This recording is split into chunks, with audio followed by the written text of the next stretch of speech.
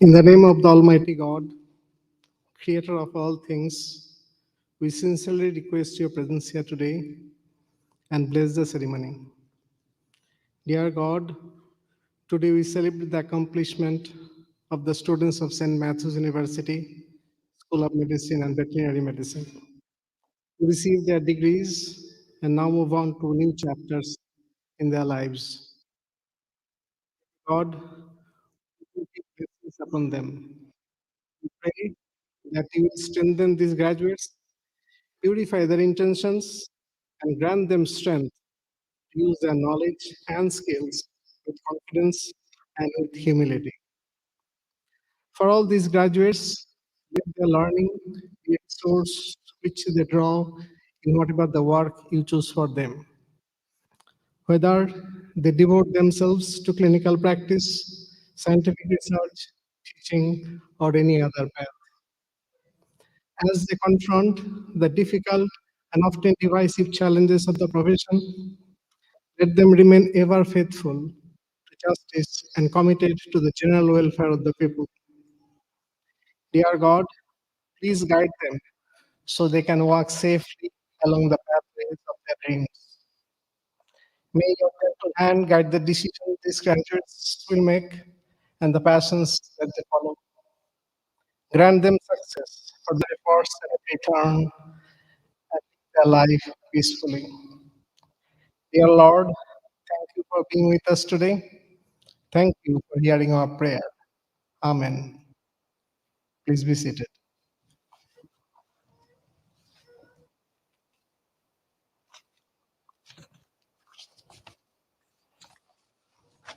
Good afternoon, everyone.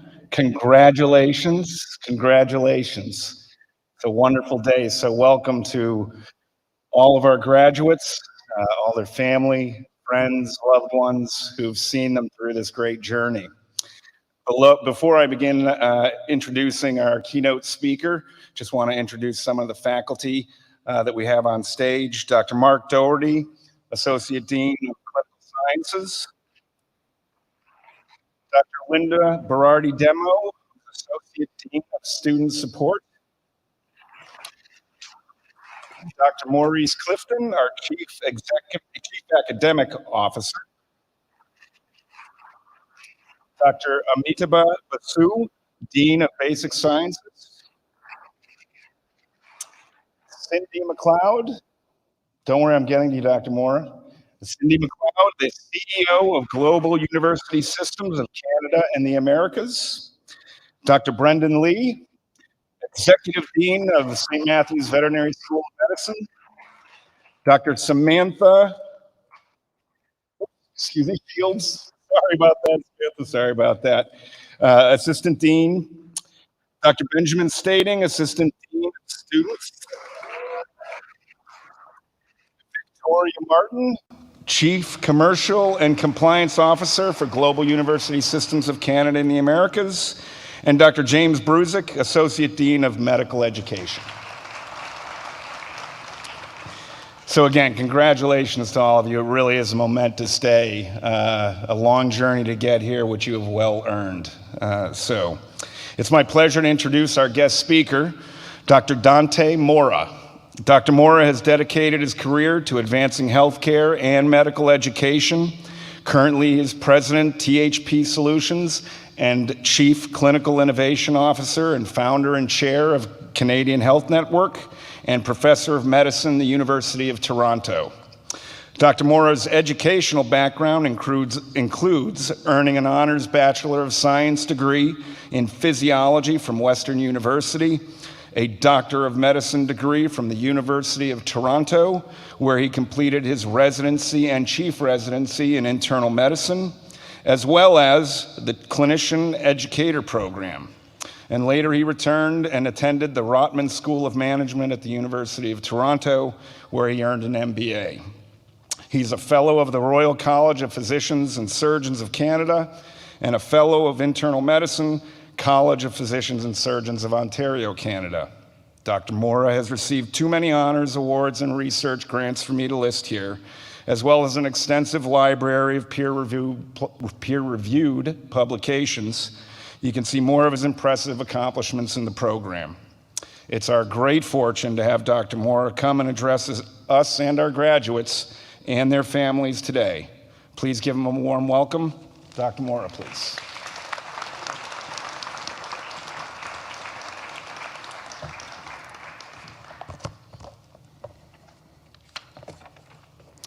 Well, thank you so much. It is such a pleasure to be with you today, to be with these amazing graduating classes of the St. Matthew's School of Medicine and Veterinary Medicine.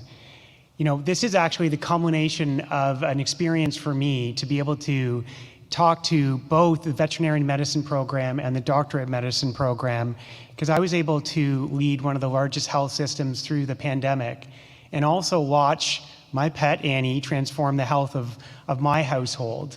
And so there's such an interesting interplay between these two sciences and these two health professions. So to your families and friends, the trustees, the faculty and leadership, thank you for inviting me to share this incredibly important moment for you all. Today is a day you have all worked so hard for, from, I suspect, your childhood dreams to hundreds of exams, entrance essays, clinical assessments, and I hope my words in some way contribute to this important moment. So there's so many things I want to share with you. Do we discuss the difference between intelligence and wisdom?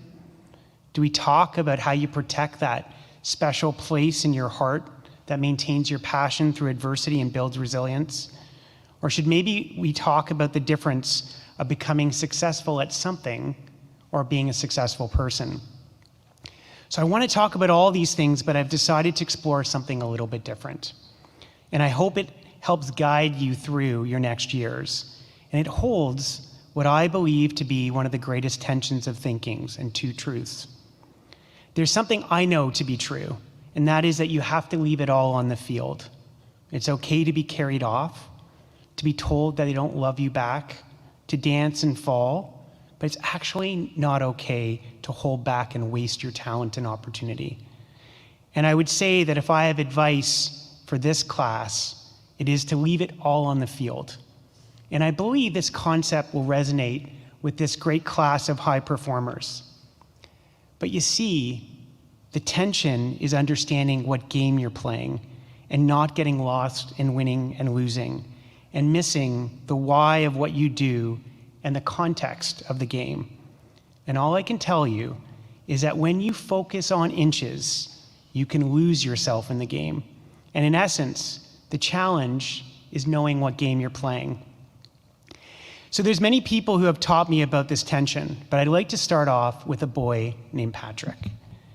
So it was the summer of 1989. And I know for many of you that's hard to imagine, but just think about Stranger Things. And this is when I met Patrick. You see, Patrick was 11 years old. He was smart, handsome, and everything you wish an 11-year-old boy could be.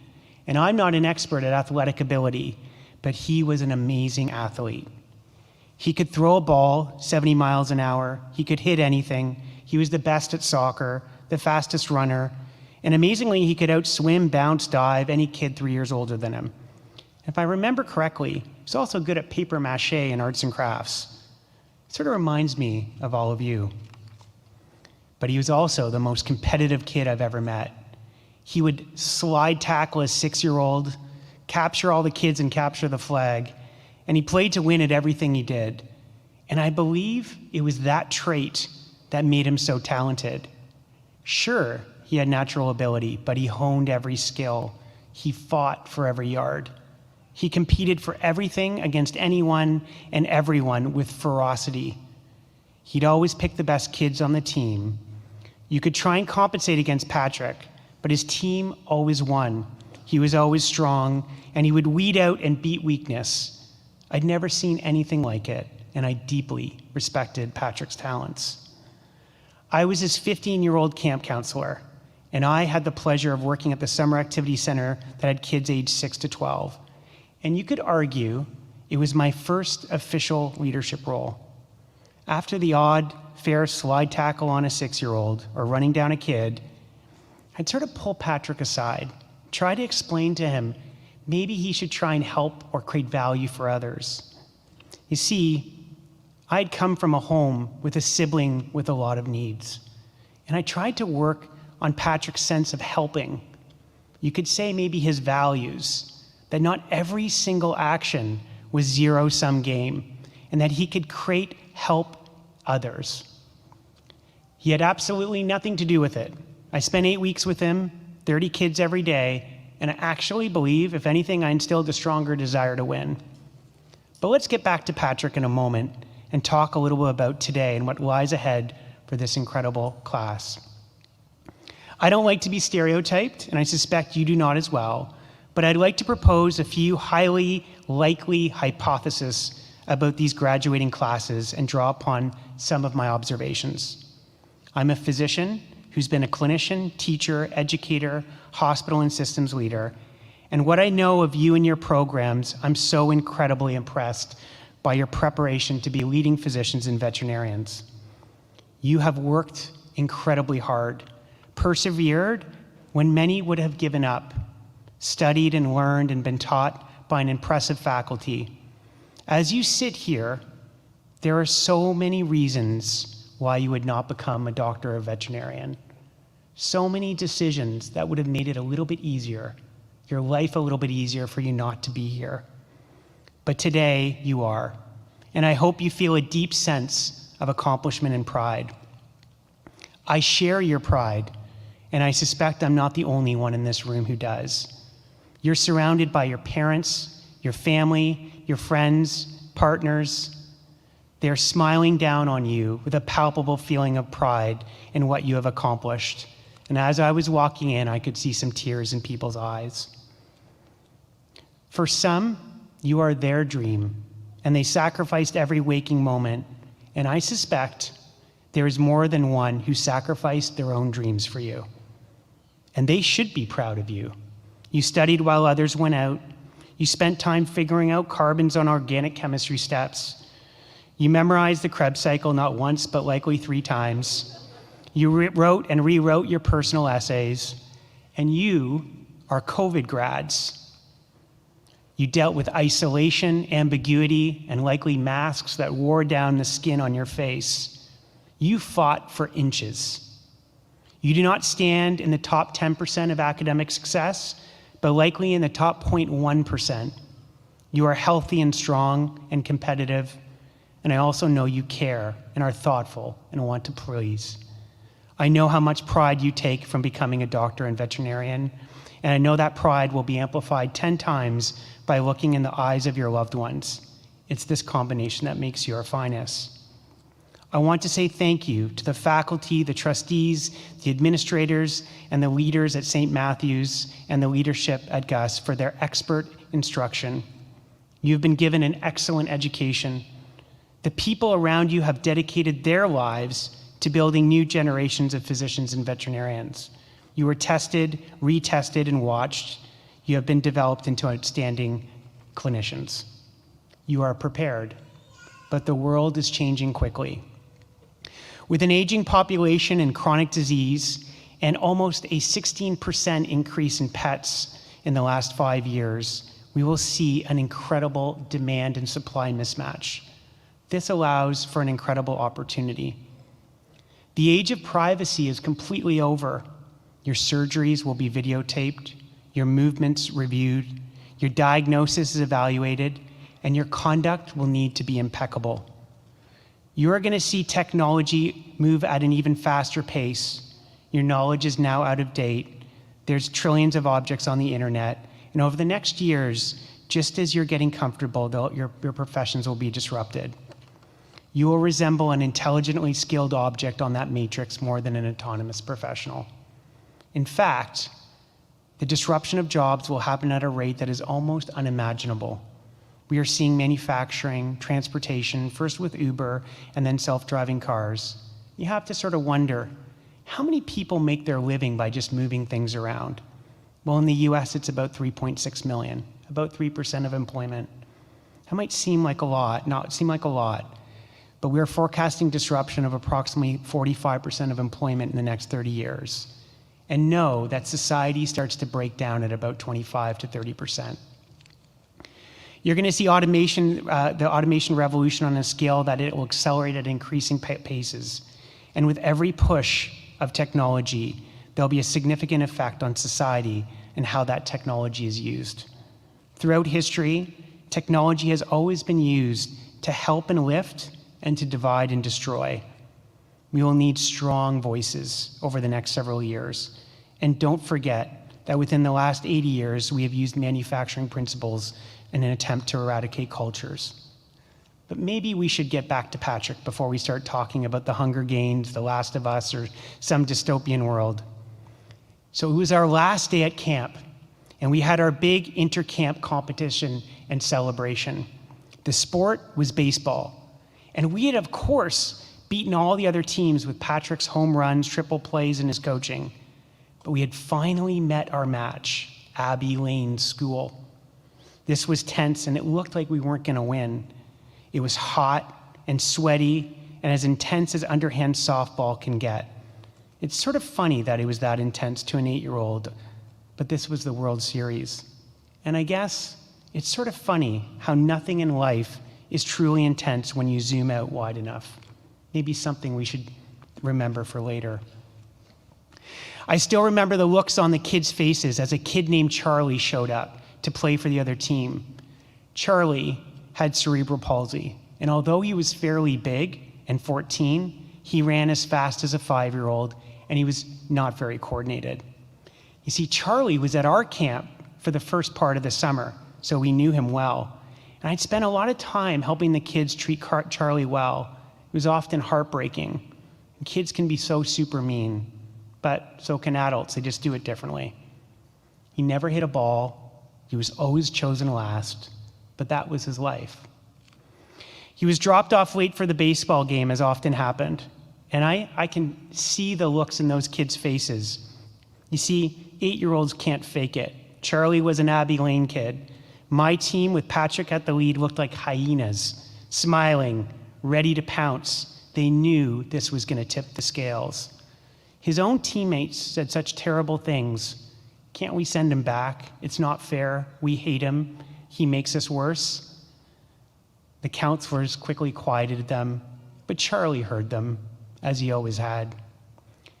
It was halfway through the game. They were up by 1, and the competition was fierce. They rotated him in the batting order and placed him in right field with another kid close by. And it was like my kids were counting cards at a casino. They made sure Charlie batted on time. Easy out. And then it was just that moment. We were up by 1 run, bottom of the 9th, people on second, third, 2 outs. The team, obviously, tried to sneak another player in, but our team called him on it. It was Charlie's turn. The game was over. We all knew it. The kids started packing up their stuff. First pitch, Charlie forgot to swing, but it was a ball.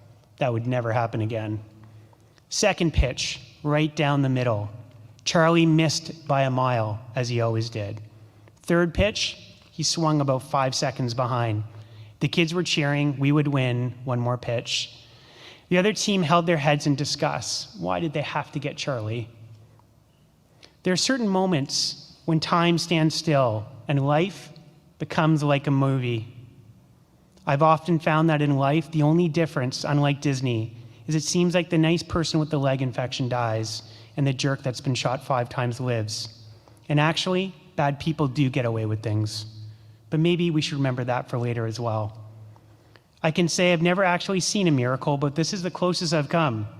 For the first time in the entire summer, Charlie made contact. It was total luck, almost probability that in his life of swinging at balls, eventually the odds were that he would hit one. I'd like to end the story and say he hit a base hit or a home run, but this is reality, and his arms are weak and he's incredibly uncoordinated. But I was so surprised I almost fell over.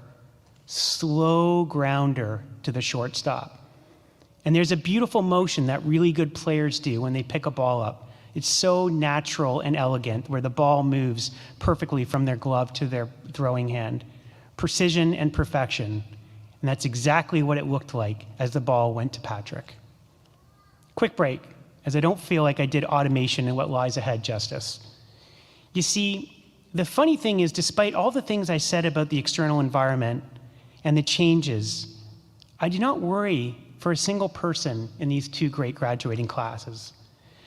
I truly wish for you to take care of yourself and to know that when you go into the helping professions, you actually change over time, and that suffering that you see has cumulative trauma. And I hope that you'll find balance, but I don't worry for you. You see, you're in the top 5%. You'll be guaranteed to be in the top 5% of income. You now are incredibly privileged. And health professions, you'll be one of the last industries to be disrupted. And I know how adaptable and how smart you are. You will compete for inches. You will learn at terrific speeds. You are the lucky ones. You have been given every advantage now, and you have joined highly regulated, protected industries with incredible status. You might even become desensitized to the status and how people treat you so well. What it means to be called doctor. That you can walk into a room and they will tell you things they've not told their closest family and friends. They will put their trust in you on meeting you, and they will disrobe and allow you to place your hands on them and examine them. That they will give you their pets and companions that deal with their anxiety and center them in life and are the center of their worlds. They will take your medications that can harm them or save them. And people will call you doctor. And because of that, they will listen to you. You have a voice that is so loud as individuals and as a class. What are you going to use it for? The single mother or father with her disabled child would do anything for that voice. You as individuals can influence policy, shape society if you choose. So I wonder what game you're going to be playing. The single biggest factor that drives health in a population is how income is distributed and the gap between the rich and poor. The future holds a disruption of employment that is already making extreme winners and losers. I know you're going to win. Voices are loud that are trying to separate people and play groups against each other. And don't forget, our profession has at times been used as an instrument of intelligence to divide and create the arguments for some of the greatest atrocities. Eugenics in the 30s, defending against sanitation in the 1800s, and even today with our narcotic crisis, where we have been used as instruments to create addiction.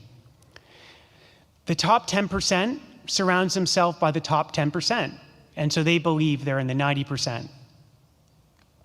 They do not get the opportunity or the responsibility to meet the population. That is where you are different. Appendicitis and pancreatic cancer are less discerning and bring all types to our doors. The abandoned pets and the people that you meet who need pets for a normal life come to you. You might even notice that it brings people more often who have not had the opportunity that wealth gives. This is your responsibility. This is what is unique for you. You have intelligence, status, privilege, income, and through your work, you are connected to the population. You have earned so much, and your work and your talent and energy needs to be rewarded.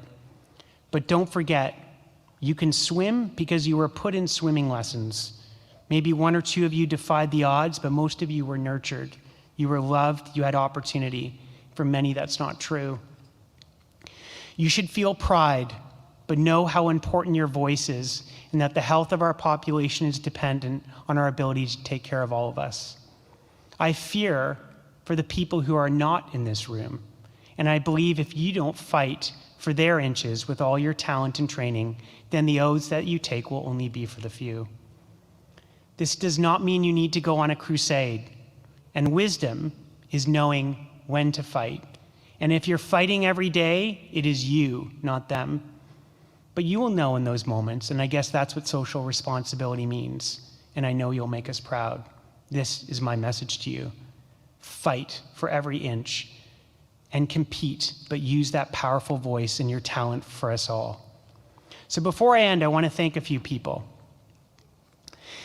So to the people who are behind me and to the people who have taught you who are not here, on behalf of the graduating class, we would like to thank you for dedicating your lives to building a future profession. You could have done anything, but you have chosen to build people like the ones who are with us today. To the graduating class, I know you will have patients and animals die, errors made, and lives saved. You will take care of some of the people's most precious companions. You have chosen amazing careers and will work hard to be the best you can. I want you to take a moment, turn around, look at your family. I'm going to watch to make sure you do it. And on your behalf, to your family and your loved ones, I want to say thank you for taking me to swimming lessons and building me. I want to make you proud.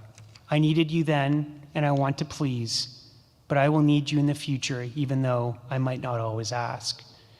And to the families and partners and friends, may I speak on your behalf to the graduating class. We have loved you. We are so proud of you. We will support you, and we know you will need continued support.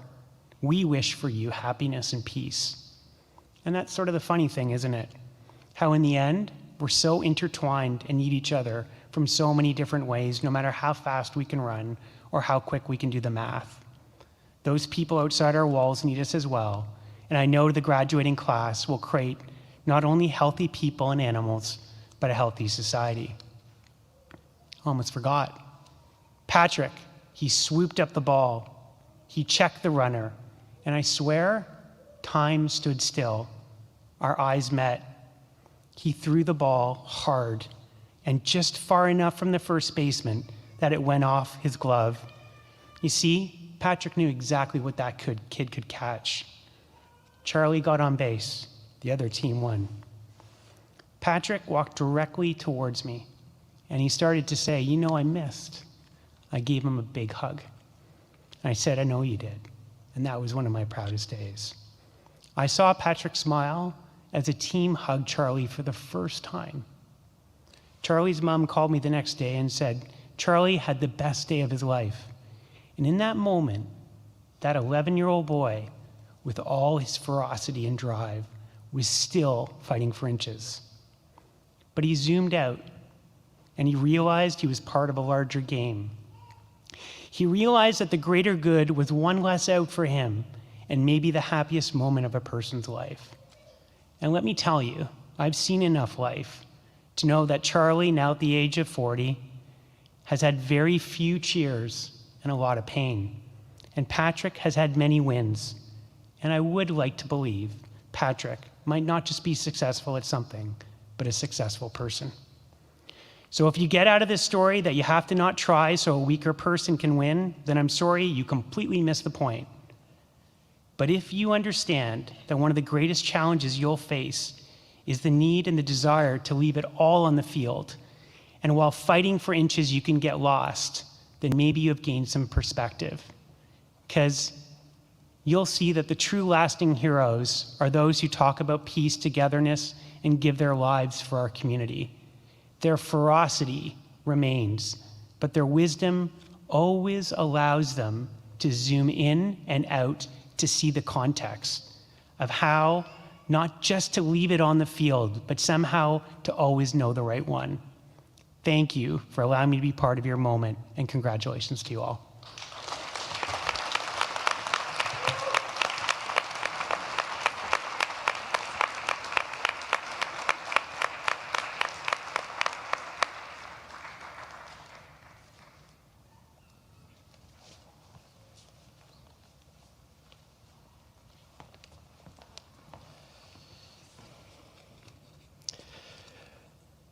Good morning. We have arrived at that moment.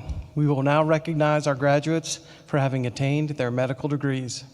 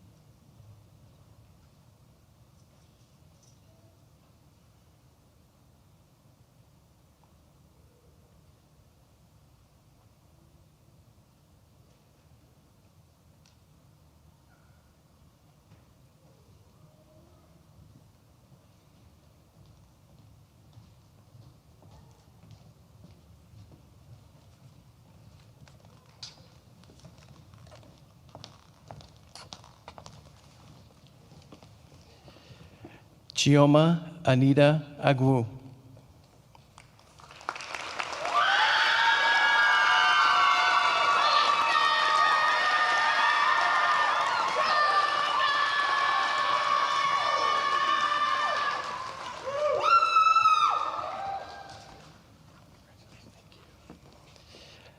Dante Pascual Yonolo III.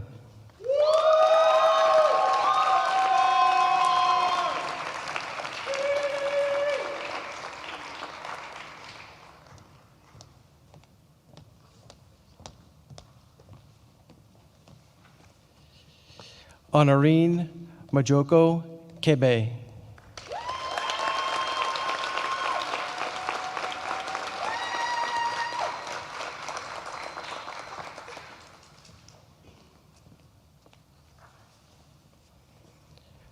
Rahil Qureshi.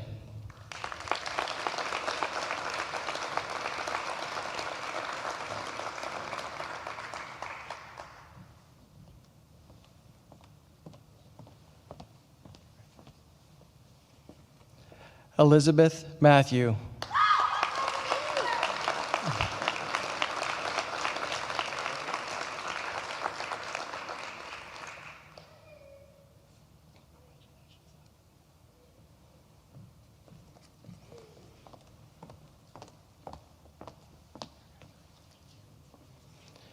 Raja Rayad.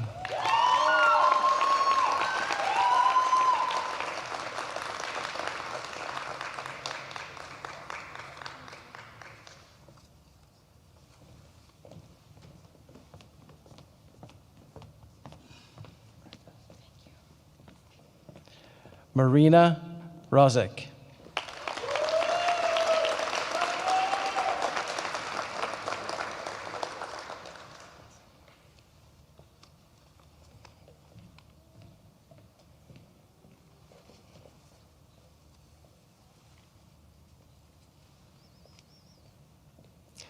At this time, I'd like to introduce Dr. Brendan Lee from the School of Veterinary Medicine.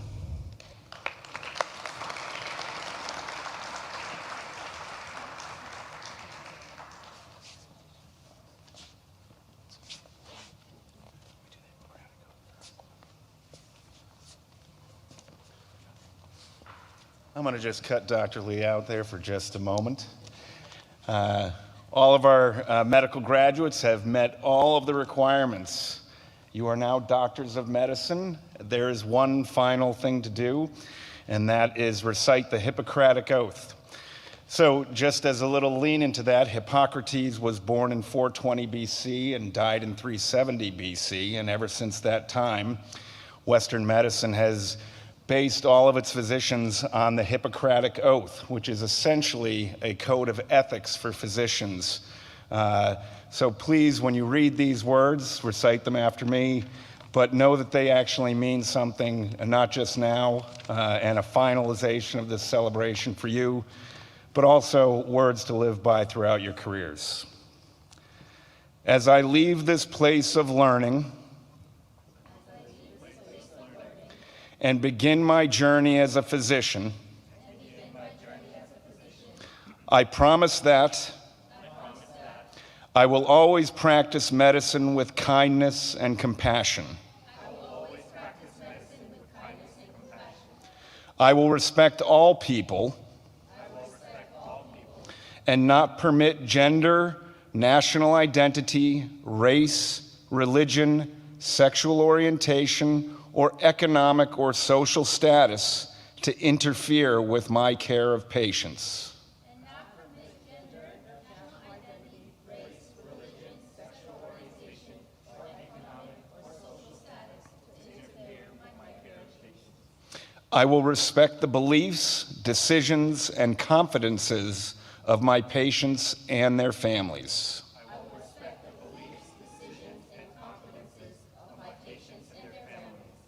I will strive to know the limits of my knowledge, seek advice from others when needed, and commit myself to lifelong learning.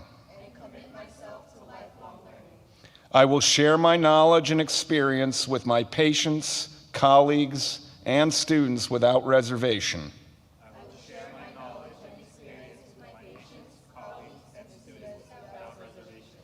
I will heal when possible and seek to comfort always. I make these promises solemnly, freely, and upon my honor.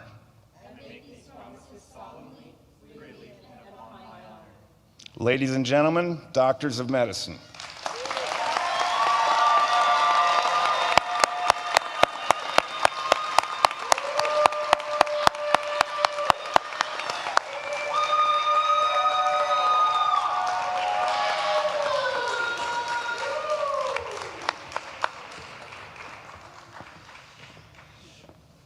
Congratulations again to our very deserving new physicians. We are now going to recognize our veterinary students.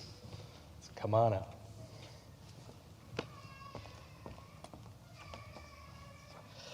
Brandy Elizabeth Baumeister.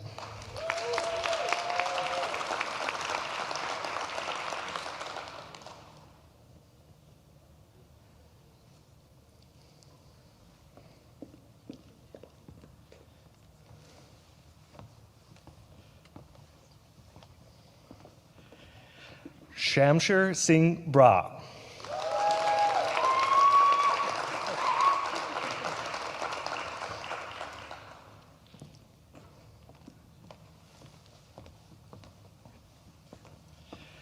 Shannon Elizabeth Carver.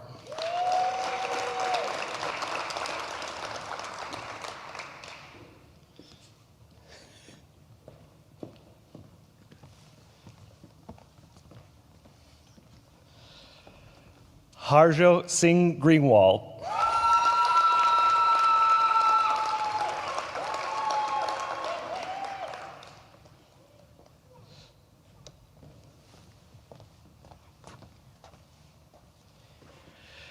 Nisan Gur Hakim.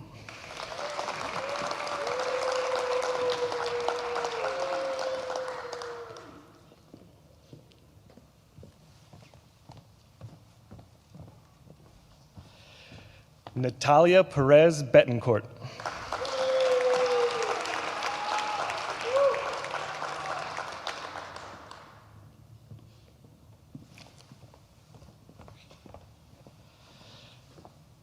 Chelsea Lynn Peterson.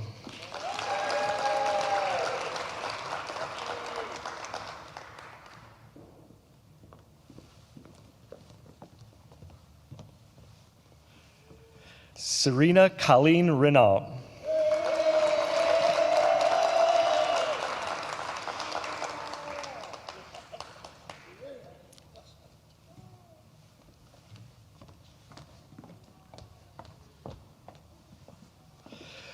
Rebecca Rose Sheehy.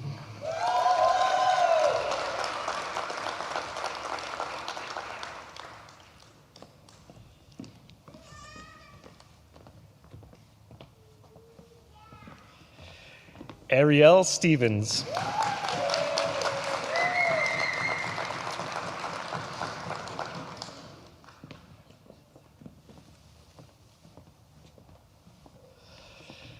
Ashley K. Trammell.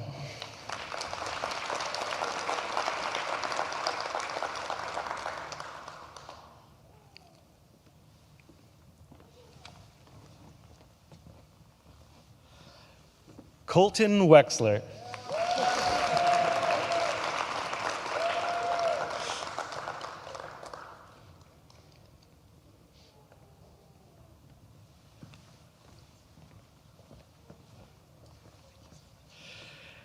Anthony Devin White II.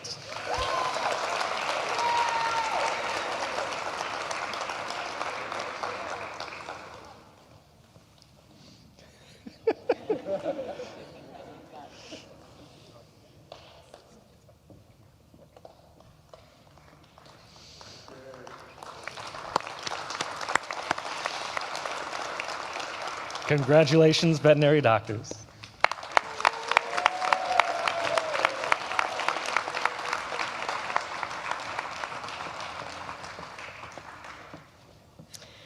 Congratulations. The hoods look good on you. I now have the honor of reciting with you the veterinary oath. So if I can ask you to please rise. You can find it in the middle of your program. And if you can recite line by line after me. Being admitted to the profession of veterinary medicine, I solemnly swear to use my scientific knowledge and skills for the benefit of society through the protection of animal health and welfare, the prevention and the relief of animal suffering, the conservation of animal resources, the promotion of public health and the advancement of medical knowledge,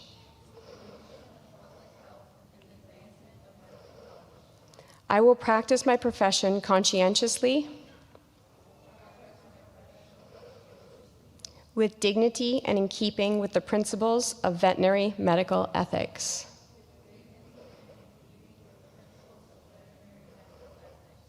I accept as a lifelong obligation the continual improvement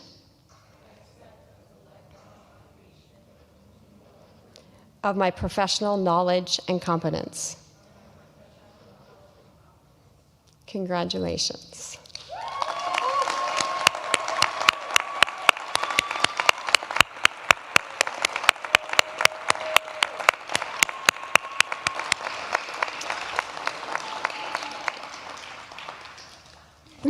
I'm proud of you guys, and I love seeing you.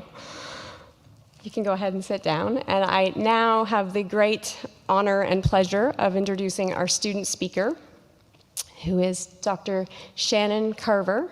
She just finished up her rotations at Mississippi State University. And the big exciting news is that she's going to be joining us back in Grand Cayman and joining a small animal practice there. So we're super excited to be seeing her on a more regular basis. Dr. Carver.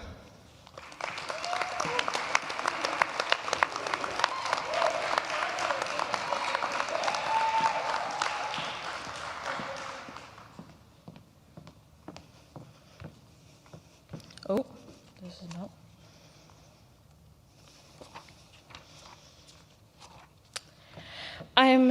Thank you, Dr. Shields. I am honored to be chosen to give this farewell speech to my fellow graduates of 2023.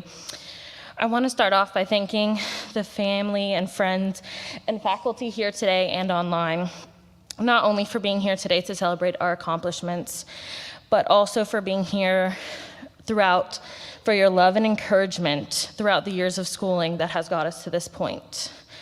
I would also like to thank all of the coffee and energy drinks that has got us here and kept us awake for all the early morning and late nights. Next, I want to give a special thank you to my mom, stepdad, and fiance here today, my sister, family, and friends watching virtually, and those watching above. I wouldn't have made it this far without your support and sacrifices throughout the years. I cannot put into words how much it has meant to me that you have stood by my side throughout this journey. Thank you for listening to me ramble on about my cool things while trying not to puke. And I cannot forget about my pets who let me hold them down for physical exams endlessly and laid with me on the couch during my study sessions. To my fellow classmates and graduates of 2023, we are about to start the most uncertain and thrilling time of our lives. Whatever journey you took to get you to this point, we did it. Throughout many, and just a few more many hours of studying, lecture, and time spent in our clinical rotations, we have persevered, even through a pandemic, to achieve our goals. I remember when I was a young kid, I was playing with my sister in our room, and we would be playing veterinarian, and she would bring her little stuffed animals to me, and I would treat it like I was a veterinarian. So with that, I say, anything is possible. So be brave, be bold, be your best, and continue to learn and grow as veterinarians. Whether you will be continuing your education with an internship or residency, treating patients like cats, dogs, horses, pigs, cattle, birds, and the occasional unicorn, creating life-saving drugs, or going back into academia, I know you will be phenomenal veterinarians. Today is an important day that starts our journey of our veterinary career. So remember this moment, remember these emotions, and carry them with you every step of the way. I challenge all of you to take time in your life to do the things you love outside veterinary medicine. I know, crazy, right? Take the time to be a significant other, a daughter, a son, a sibling, and a friend, because we haven't always had that time in the past years. Take the time to go on that bucket list trip, go hiking, take a nap, and just stop and smell the roses, because you have worked incredibly hard to get to this point.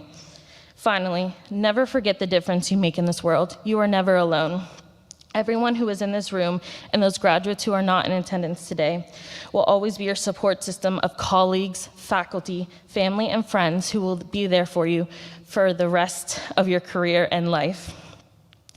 I will leave you with a quote from Helen Mirren that says, "You will stumble and fall. You will experience both disaster and triumph, sometimes in the same day. But it's really important to remember, like a hangover, neither triumphs nor disasters last forever." Thank you.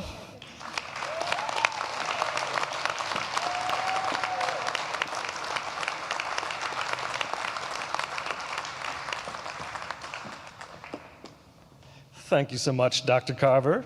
And we will be in touch about getting some more CS3 students through Dr. Benjamin's practice.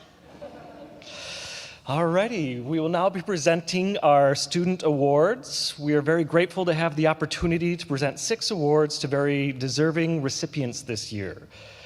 First off, I'd like to thank our very generous sponsors, Boehringer Ingelheim and VitalRad's veterinary imaging specialists, for their continued and long-term support of St. Matthew's University and our students, including the sponsoring of several awards today.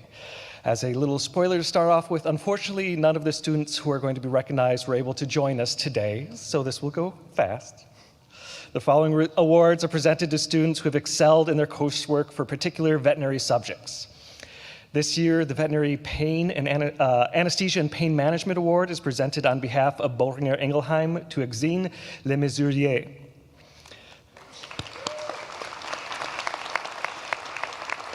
The Small Animal Internal Medicine Award is presented on behalf of Boehringer Ingelheim to Tanya Iozo.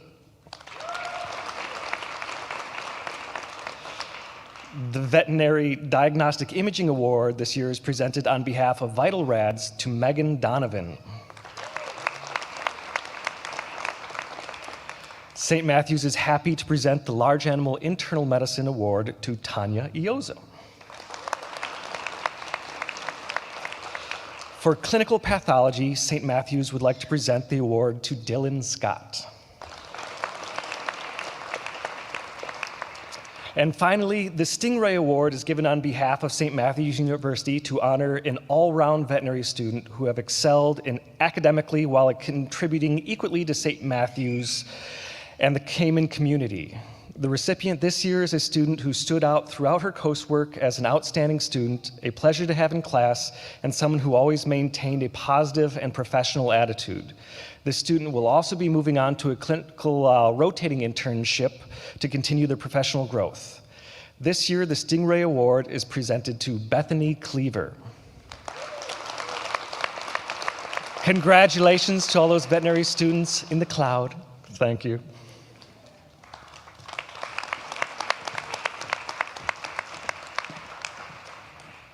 Good afternoon. Hello, I am Joan Carter. I'm the head of Alumni Affairs for St. Matthew's University. Congratulations. What an auspicious occasion this is.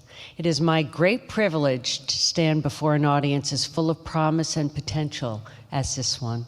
We know well that you all have powered through those moments of despair, overcome those seemingly insurmountable hurdles, and sit here today ready to receive your well-earned degrees.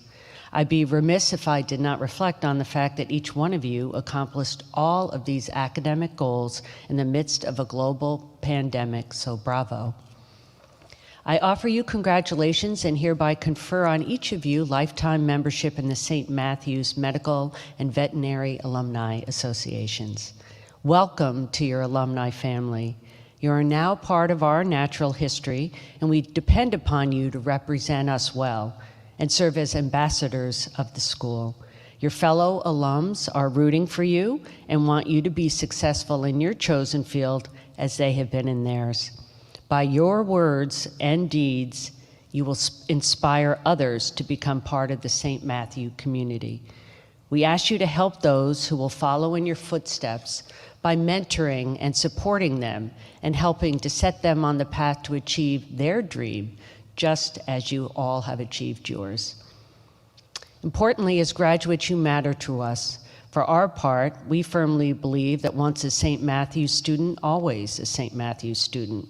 We remain here for you, and you will always have a connection to us. For many years, I've been speaking with the graduates who have gone before you, and there are certain phrases and statements that I hear consistently when I ask them to share their story. Perhaps no surprise to you, I hear consistently about the tight-knit community and how they made their very best friends on the island. I hear how they are in each other's weddings and how they were such a great support to each other through years of work. Perhaps most importantly, I hear them say how grateful they are that St. Matthew's gave them the opportunity to fulfill their dream. I'll share just two anecdotes from graduates I've spoken to recently. Veronica from St. Matthew's Veterinary Medicine School says, "I am so thankful to SMU SVM for starting me on this road that has brought me such happiness. It was a great experience and I made lifelong friends." And George from St. Matthew's University School of Medicine says, "St. Matthew's gave me the chance I needed to prove I could be a physician, and I will be forever grateful." So as you go forth into your life as a medical doctor and veterinarian, helping and saving lives, please share the opportunity that St. Matthew's provides with others who had the very same dreams that you had a short time ago. Stay fiercely, joyously connected to the friends you have made here, to those you love and trust. You will have each other's backs for the rest of your lives.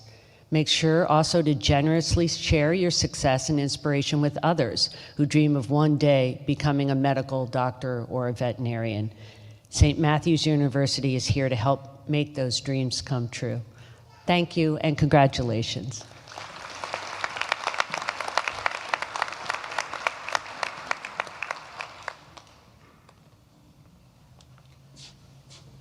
Thank you very much, Joan. Once again, congratulations to all of our graduates and their families. It was a wonderful experience having you with us for a short period of time, but hopefully we will forever remain as part of your successes. So now all that is left is for us to give the benediction and then recess. So can I ask everyone to please stand?